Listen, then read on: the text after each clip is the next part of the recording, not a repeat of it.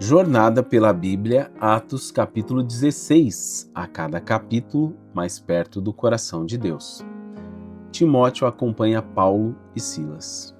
E chegou também a Derbe e Listra.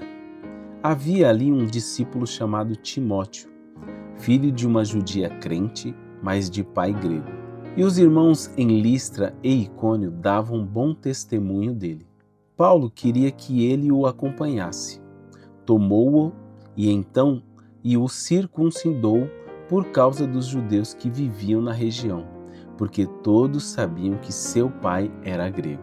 À medida que passavam pelas cidades, entregavam aos irmãos as decisões que haviam sido tomadas pelos apóstolos e presbíteros em Jerusalém, para serem obedecidas. Dessa forma, as igrejas eram firmadas na fé e a cada dia cresciam em número.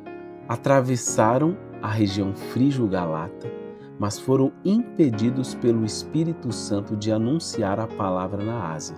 Quando chegaram perto da Mísia, tentavam ir para a Bitínia, mas o Espírito de Jesus não o permitiu. Então, passando pela Mísia, desceram para Troade. A visão de Troade, Paulo vai para Macedônia e prega em Filipos. De noite, Paulo teve uma visão. Nela, em pé, um homem da Macedônia suplicava-lhe: "Vem para a Macedônia e ajuda-nos."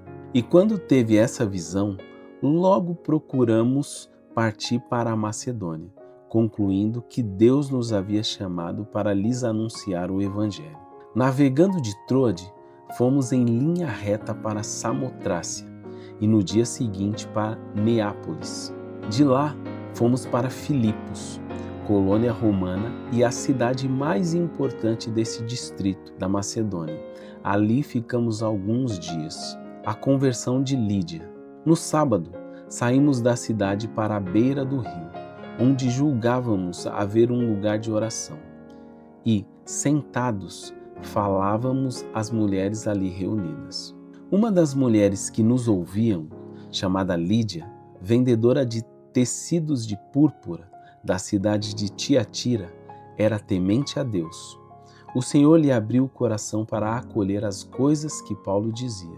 Depois de batizada com as pessoas de sua casa, ela nos suplicou: "Se me considerais crente no Senhor, entrai e permanecei em minha casa."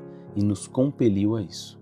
Paulo e Silas são espancados e presos. Aconteceu que, quando íamos ao lugar de oração, veio ao nosso encontro uma jovem que tinha um espírito adivinhador e que, adivinhando, dava grande lucro a seus senhores.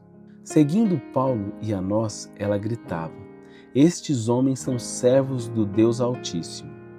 Eles vos anunciam o caminho da salvação." Ela fez isso por muitos dias, mas Paulo, já aborrecido com isso, voltou-se e disse ao Espírito: "Eu te ordeno em nome de Jesus Cristo que saia dela." E na mesma hora ele saiu.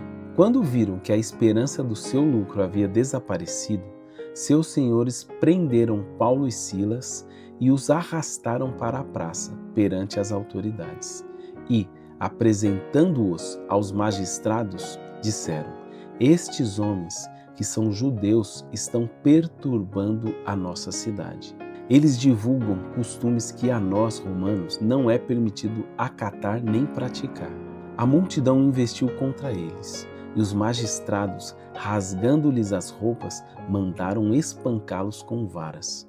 Depois de espancá-los muito, colocaram-nos na prisão, ordenando ao carcereiro que os guardasse com segurança.